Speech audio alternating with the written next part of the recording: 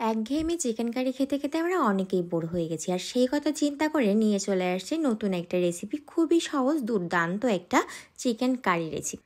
প্রথমে কড়াইতে তেল দিয়ে তেলটা একটু গরম হলে তাতে লবণ হলুদ দিয়ে আলুটা বেশ বাদামি বাদামি করে ভেজে নিতে হবে।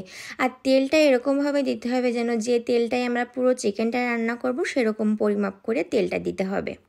এরপর আলুগুলো উঠিয়ে নিয়ে সেই তেলেই কিন্তু চিকেনগুলো ভেজে নিতে হবে। আর দেখতে হবে চিকেনগুলো এমনভাবে কাটতে হবে যেন খুব বড় কিংবা খুব ছোট না হয়ে যায়, একটু মিডিয়াম সাইজ করে কাটতে হবে।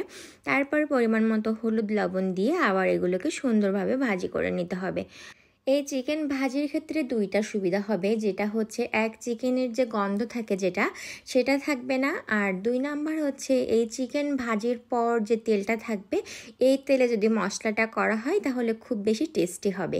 মানে চিকেন ফ্লেভার থাকবে, মানে এই তেলটা পুরোটাই ফ্লেভারযুক্ত হয়ে গেছে এখন। তারপর সেই তেলেই কিন্তু দিতে হবে কিছু ফোড়ন। আর ফোড়ন হিসাবে আমি এখানে দিয়েছিলাম 2টা তেজপাতা, 4টা এলাচ, আর লবঙ্গ আর দারচিনি, আর হচ্ছে কিছু জিরা। এগুলো ফোড়ন দিয়ে একটু ভাজির পর, মানে একটু ফ্লেভার বের হওয়ার পর, আমি কিন্তু কুচানো পেঁয়াজগুলো দিয়ে দিয়েছি, সাথে পরিমাণ মতো হলুদ, যেটা মাংসে ব্যবহার করব মাংস রান্নায়।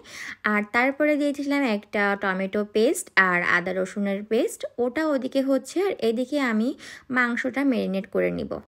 এখানে মাংস ম্যারিনেট করতে আমি কিন্তু ইউজ করছি টক দই। এটা খুব ভালোভাবে আগে ফেটিয়ে নিতে হবে।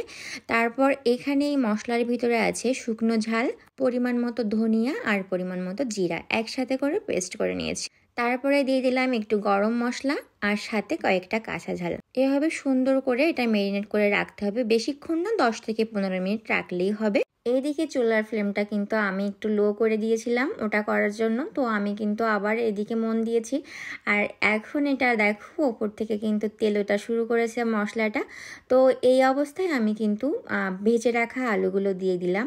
আর এগুলো বেশ অল্প একটু, মানে 2-1 মিনিট ঢেকে রাখার পর আমি উঠিয়ে নিয়ে এবার কিন্তু এর ভিতরেই দিয়ে দিব মাংসগুলো দেওয়ার পর একটু আলতো হাতে ভালোভাবে নেড়ে দিতে হবে।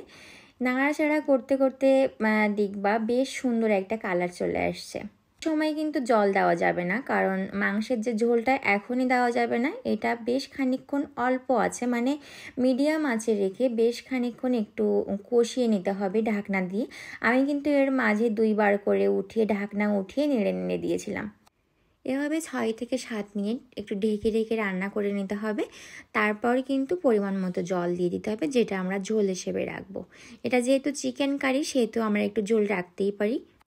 এবার আমাদের কোনো কাজ নেই, এবার ওকে মন খুলে ফুটতে দাও। ফুটে ঘন হয়ে আসলে লাস্টে তুমি যদি ধনিয়া পাতা পছন্দ করো তো একটু ধনিয়া পাতা কষিয়ে দিতে পারো। আমি পছন্দ করি না, তাই আমি দিইনি।